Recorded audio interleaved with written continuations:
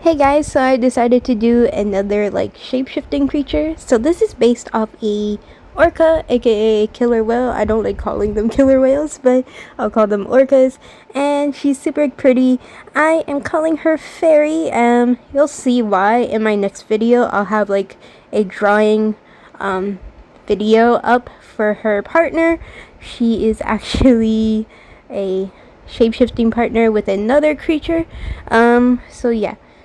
Fairy is kind of different from the other shapeshifters that I have drawn. Her face is mainly like human skin color, except for some patches on her face. So close to her eye, normally orcas have like these white patches on there, so I decided to make it white there, and also on her mouth as well. You can't really see it well because of the dynamic pose that I chose to do, but it's there. It's just white, and I left it like that. Her fingers are slightly different too. Like she has 3 that are black, which is to match her tail and her fin. As for her index finger and thumb, those are actually regular human skin color. So yeah, I thought it would be cool to draw an orca. I actually asked my friend what I should do for this one because honestly, I didn't know what to pair with her partner because I drew her partner first. But this is kind of an odd coupling, to be honest, because she is a sea creature. As for her partner, I made him like an insect, so it kind of doesn't match because insects normally, for the most part, some do go near water, but I feel like this type of insect wouldn't go near water at all.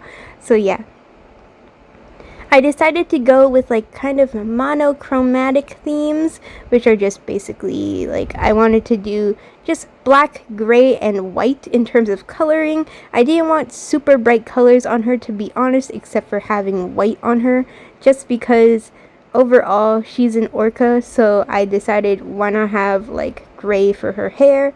Originally, I did not know what to do for her hair, and honestly, I was just gonna leave it white, but then I thought that'd be a bit too much considering the fact that there's already white patches on her face, and also most of her clothing was gonna be white to begin with, so yeah.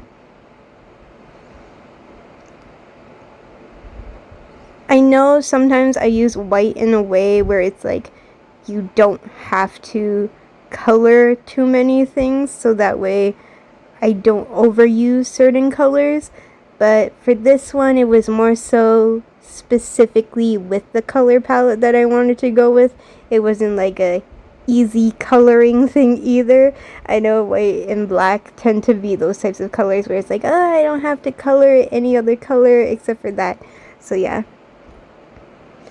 I actually found this pose online, and there was an anime character doing it, and I don't know which character it was, but I thought it was really cool, so I really wanted to do this. Originally, I was going to use this pose that's on Fairy for her actual partner because he does have wings. As for her, she doesn't, but my friends chose a different one. I gave them 3 different character options for poses for references, and they chose a different one, which I was kind of surprised, and I was leaning more towards this pose for him, but it turned out they wanted a different one, so yeah. Her hair is super flowy, and it's flowing in 2 directions. It's going upwards in the back and also downwards as well, but it kind of works out for the creature that she is, so that way it kind of just flows with her pose as well. To be honest, some of these grays are running out of ink, so you kind of can tell that, especially these strands that I'm coloring in right now. I decided to give her also regular human ears. Originally, I was gonna go for ears that orcas have, which is just a hole on the side of the head, but because the hairstyle was kind of from the reference as well, I just drew the ear as well.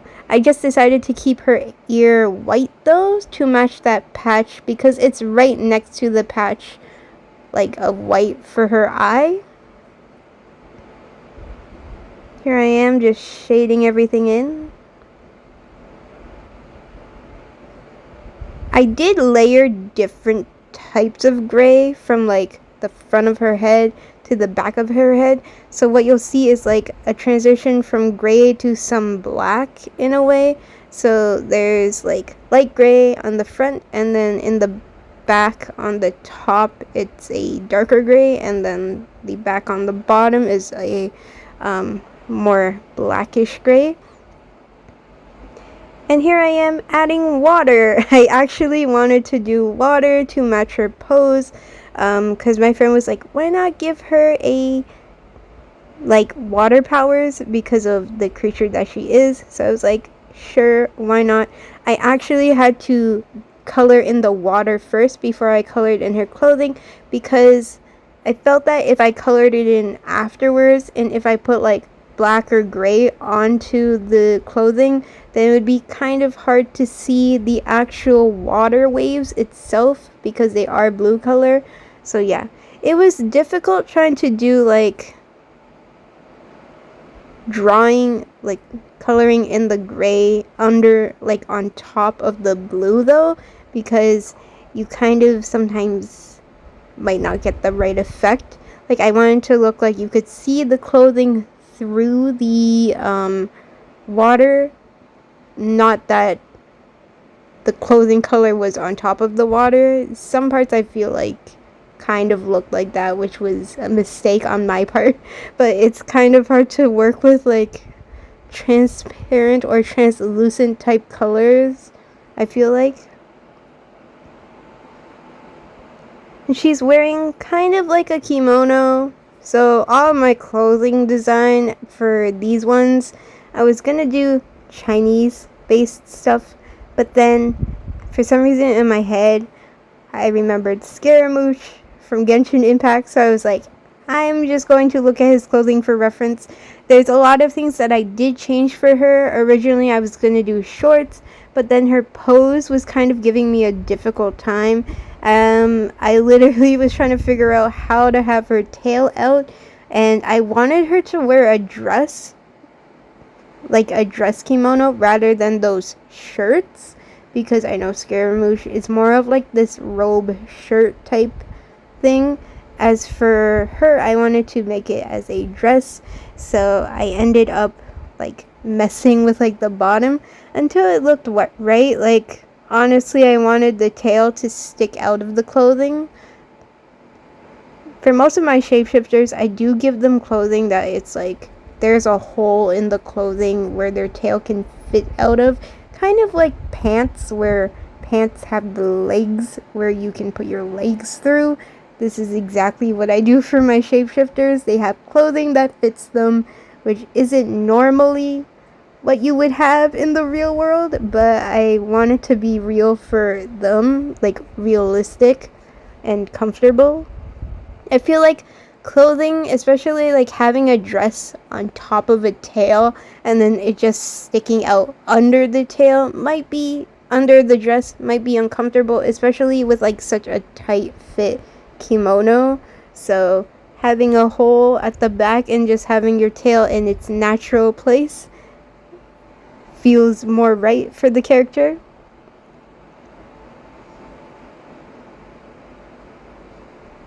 And then here I am coloring in her fin.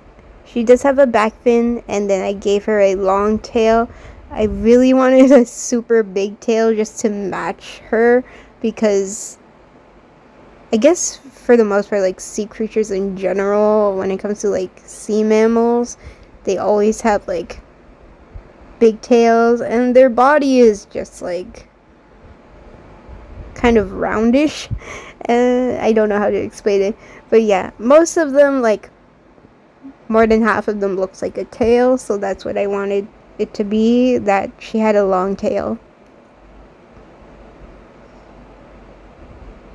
I colored in this part last, to be honest, because black sometimes smudges, and if your hand has moisture on it, it will end up smudging like a lot. So I saved this for like a little bit last and let it dry a bit before I moved on to like outlining, because Honestly, it would have gotten everywhere, like smudged quite a bit on my hand.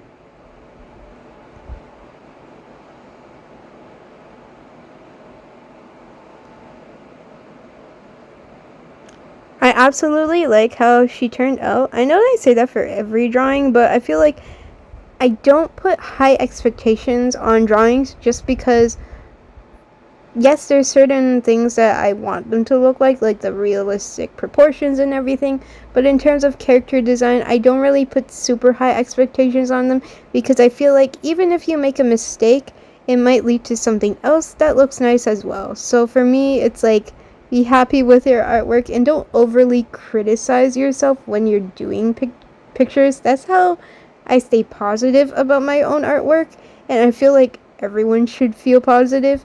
I know a lot of people feel negative about their artwork, and it's kind of sad to be honest. So that's just my motivation. So yeah, but I think she turned out really well, and I just love her pose in general because I've never done a pose like this before, and it's typically very difficult for me to draw poses like this. Like the face is a profile, but you can't really see the full face, so it makes it a bit difficult.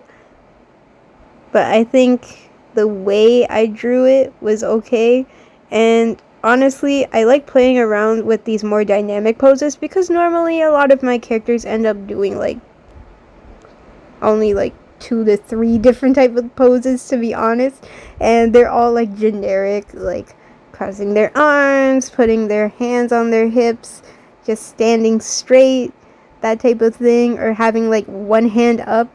I feel like those are normal poses that I would go to. Like if you ask me to draw something without a reference, that's what it would be like. So yeah, it's fun doing that. So hope you guys enjoyed this video. Don't forget to like, subscribe, and share. Check down in the description box below all my social medias there. I will go post-process work for her eventually, so posting a bunch of other ones though. So yeah, if you have any requests for any characters that you like or any ideas for any shapeshifters that you want to see me draw, let me know in the comment section below. I definitely love to hear your thoughts and ideas about like different drawings and stuff like that. So yeah, and I am supposed to be drawing Zelda, which I completely forgot, and I haven't had time to actually do it. And every time I look at her, honestly, like a reference, I'm just like, that is so much detail. But eventually I will get to her, maybe next week or so. But yeah, but right now I kind of want to play with the shapeshifters that I'm making as well, so I'll eventually get there sooner or later. But if you have any characters that you like, let me know, and I will definitely look into drawing those right away.